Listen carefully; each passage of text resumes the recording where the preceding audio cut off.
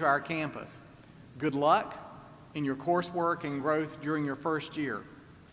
It's now my pleasure to turn the podium over to our Dean of Students, Dr. Andy Luter. Dr. Luter.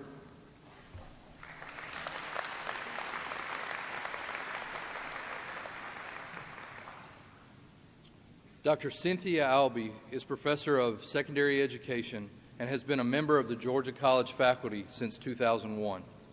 She holds degrees in philosophy, classical languages, archaeology, and language education.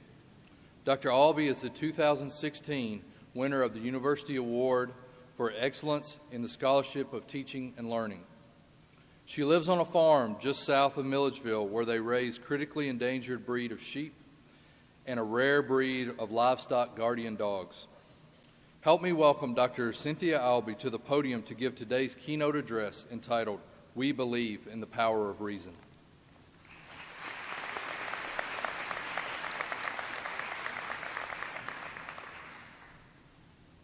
Welcome to you all, and thank you for this opportunity to speak with you today.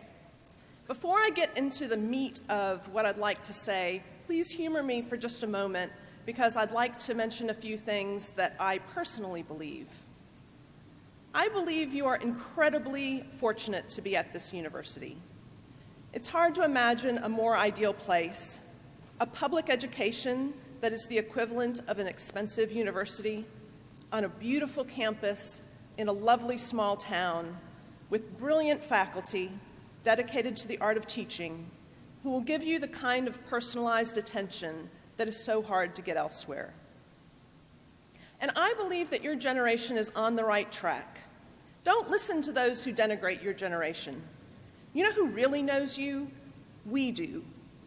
The faculty and staff sitting around you spend the majority of their time interacting with your generation. And I, for one, see that you all, in far greater numbers than in recent decades, are hungering for lives that are meaningful rather than simply chasing the almighty dollar. Please chase meaning. And I also believe that talking at people does not promote learning. Learning requires that you, the learner, be engaged, and the more deeply the better. So as I speak today, I am inviting you to be engaged with me.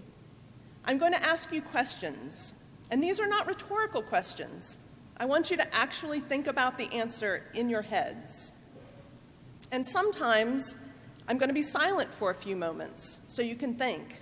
And I know that's a little weird, but I'm going with it. So put your phones away, engage. For the meat of my discussion today with you, I want to talk about something we believe here at this institution. We believe in the power of reason. You may not fully understand what it means to be at a liberal arts university yet, but one thing that it means is that we are deeply devoted to teaching you how to think, to helping you learn how to reason. Georgia College is based on what we call the 3 R's: reason, respect, and responsibility. And today, I want to focus on reason. I want to convince you that it is not your reason that is making the majority of your decisions, but actually an elephant. Here's the thing. You feel like you are making decisions, conscious decisions, all the time. But in truth, the vast majority of the decisions our brains make are made by the more ancient parts of our brain, which hijack our rational mind, usually without us realizing it. This includes both small daily decisions as well as the most important decisions we make in life. Let's take a brief look at why this is. The first part of your brain to develop in the womb is the brainstem, which is governed mostly by instinct. The second part of your brain to develop is the amygdala, which is the seat of memory and emotion, but not reason. Now, the neocortex is the final part of the brain to develop, and it is the seat of intellect and abstract reasoning. It does have the ability to evaluate messages coming from the lower 2 parts of the brain, but the problem is it often doesn't. Psychology professor Jonathan Haidt described the situation as a rider on an elephant. The elephant represents the lower two parts of the brain, and the rider represents the upper brain. The rider holds the rein and has the real intellect, but struggles to control the elephant. So picture that. Everyone picture this. Little you on the back of a huge elephant. The elephant can be tamed, but it isn't easy, and the rider must be vigilant. Of course, any metaphor like this can be overly simplistic, but will help us better understand why developing your ability to reason is so much more important than you think. I can't express the difference it can make in your life, even just to be able to recognize when it is that the elephant is leading the way and when it is you. Hint, most of the time it's the elephant. Your reason generally makes pretty good decisions, but your lower brain, not so much. You must learn some methods for taming your elephant, or you, your smart, essential you, isn't going to be the one running your life. The dominance of the elephant was a godsend when we were hunter-gatherers. We needed to be easily frightened in order to avoid being prey. We needed to eat as much fat and sugar as possible on the rare occasions when it was available, because it might be a long time until we had such high-energy food again. But in modern society, the dominance of the elephant can be difficult. I'm going to tell you 4 things your elephant is doing and why they are problematic, and I'm going to give you some ideas to strengthen your rider and tame the elephant. First of all, have you ever noticed how much your brain talks to you? Human brains almost never stop talking. The majority of the time, that voice is your elephant. The good news is this is completely normal. Much of what it generates is fairly random, and the rider hardly even notices. When it generates something shocking or scary or cruel, then you notice. Unless your brain is deeply engaged in something, it gets hooked and taken on a ride. Sometimes the ride is silly or pleasurable. Sometimes it is dramatic, like when we replay an argument over and over in our heads, only this time we say what we wish we had said. Sometimes we analyze the ever-loving crap out of what someone else said or did. Sometimes the ride is awful, and the internal judge criticizes or belittles us.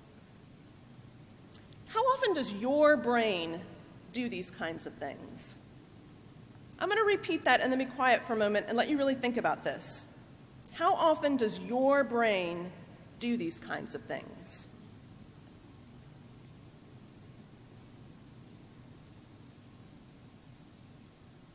And why is this a problem? Well, first of all, sometimes those rants are hurtful. The elephant tells you you are worthless or incompetent or worse. See the impressive people sitting up here? All their brains do this too. Everyone's brain tells them terrible things. I think it can be good to know that. It's not just you. Why would your elephant do this to you? It's because the lower parts of the brain are the seats of fear. It's the language the elephant knows, and it works. It makes you worry. It was designed to do this. It will always do this. These are often referred to as automatic thoughts for that very reason. You can't control their arrival. But here is where reason comes in. You can challenge these thoughts. You can say, wait, am I really incompetent? No, actually, I'm competent at plenty of things. Elephant, hush. You should start doing this immediately. The next time your brain throws some weirdness your way, say, elephant, hush. And hopefully it'll make you laugh a little bit, which will also keep you from believing that junk. For most people, their lower brain also frustrates easily. You know when 3 things go wrong in a row and you become convinced that it's going to be a terrible day? You can say, elephant, seriously? I know you get frustrated easily, but in the great scheme of things, none of what just happened is all that bad. And logically, it doesn't follow that the rest of the day will be bad unless you make it bad. Hush. It is also a problem because you start to believe what your lower brain generates is real. Clifford Geertz wrote that man is an animal suspended in webs of significance that he himself has spun. You imagine what other people are thinking and feeling, and you start to believe that's true, when in reality, you made it all up. You analyze a situation you actually know very little about, and you think you found the answer. We all do it so much we hardly realize we're doing it. Because of the fact that our brains rarely stop talking, we spend the majority of our lives trapped in mental spinning with no essential reality. It is junk. We stumble around assigning motivations to others that are largely bunk, lost in fictional spinning thoughts. But once you are aware you're doing this, you can learn to stop a lot of the spinning before it gets going so far. Whenever you catch yourself doing this, spinning off into those crazy thoughts, you can say, wait, you're spinning again. Come back. And then you focus on reality. You focus on a sound or a tree or something right in front of you. You will have to do this a lot because it is the nature of the brain to spin off very frequently. But the good news is you can get adept at halting this more and more quickly, and eventually you're spending more and more time in reality rather than in some fantasy world. Take a moment and think about this. How much of your time is spent totally present, just taking in whatever's happening around you without a running commentary in your head?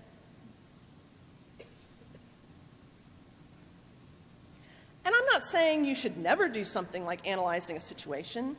It's just that there's a big difference between when your elephant, with its tendency towards random or unreasonable associations, analyzes a situation while you're driving, versus you sitting down and setting aside time and using your reason to sensibly analyze a situation without attributing motivations to others that you can't possibly know. So number 2, what else does the elephant do that's problematic? Well, it wants what it wanted for the hunter-gatherer: fat, sugar, and sex. All things we needed to stay alive a long time ago. It wants you to stay away from anything it perceives as scary. It wants you to conserve energy. Imagine you're on the sofa, picture yourself on the sofa, and there's something you know you need to do. The elephant will generally not want you to do it because it is programmed to get you to conserve your energy. You get this powerful sensation that you should not get up, and then comes the rationalizing. You worked hard today. You deserve to rest. Just this one more movie, and then you'll do that other thing. Your elephant is a master at this. But for the most part, your lower brain does not have your best interest at heart. Your reason believes in getting things done. Your elephant doesn't. Think about this. Ready? Think about all the things you tend to do when you just want to relax. Most of us watch TV, surf the internet, eat some junk food, shop, or troll social media. But here's the thing. How often does any of that leave you feeling actually rejuvenated? How often does any of that leave you feeling actually rejuvenated? One day I started paying attention to how I felt after I had done things like that. And what I discovered was that I almost never felt better than before I did them, and often I felt worse. Most of these things are just means of numbing out or escaping, which the elephant loves. My elephant is constantly telling me that these things will make me feel better, but they don't. So I did what most people would do when faced with this realization. I got some sheep. Let me explain. When I let my reason take over and question my lower brain, I had to get real about what truly revitalizes me. I listed some things I found actually rejuvenating, such as interacting with the natural world, embarking on adventures with my husband, and taking on new tasks that require me to think creatively. Getting sheep made all those things happen for me. You can't have sheep in the dorms, but one day. Do I still engage in that other crap sometimes? I do, but I still never find it truly satisfying. You too can do this. How much of your time is spent doing things that aren't very satisfying to you? And what does truly rejuvenate you? Go ahead, I'll let you think.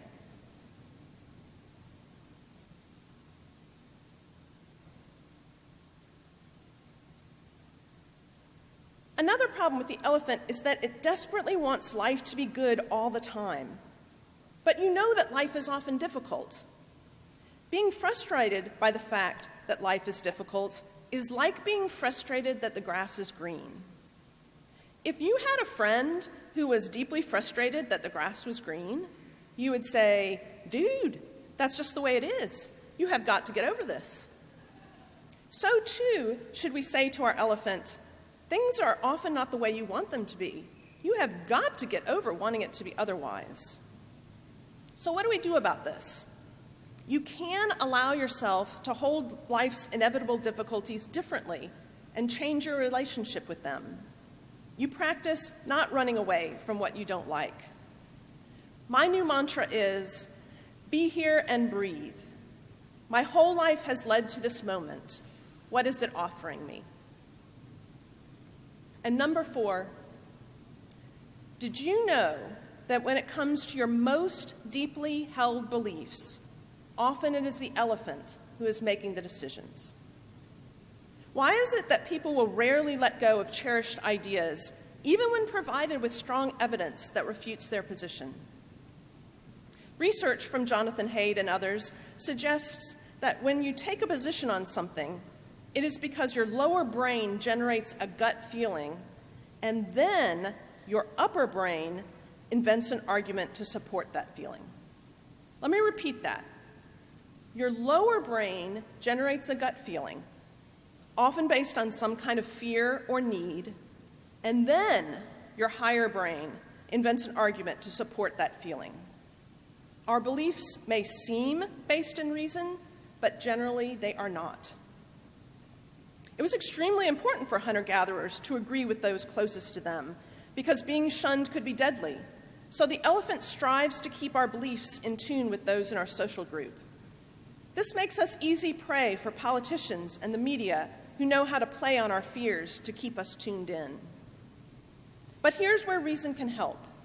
If you recognize that this is what's happening, you can look up the actual data from the most unbiased sources you can find, and then work very hard to shush the elephant, who fears this process. This is something a liberal arts education is purpose-made to help you learn to do if you will let it. I myself find I feel oddly giddy when something happens that flips some aspect of my worldview.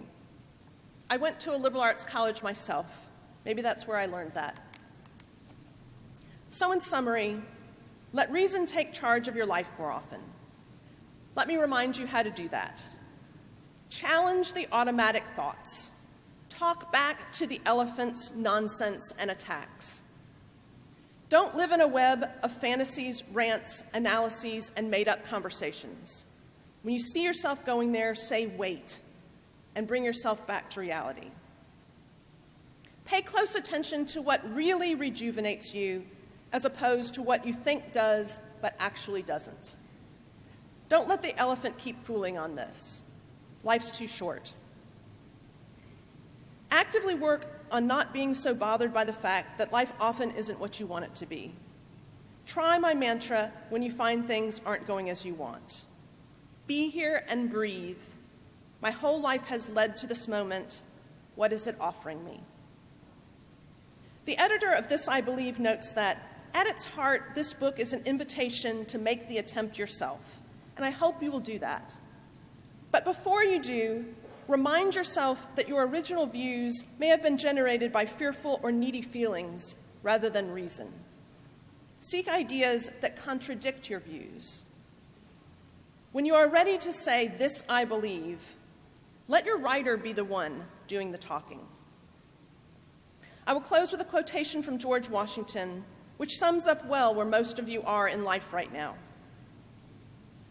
"I am embarked on a wide ocean, boundless in its prospect, in which, perhaps, there is no safe harbor to be found. Safe harbor isn't all it's cracked up to be. Your elephant may think it is, but let your reason guide you and allow that wide ocean to be a fascinating journey rather than something you race across to get to the closest, safest shore. Thank you.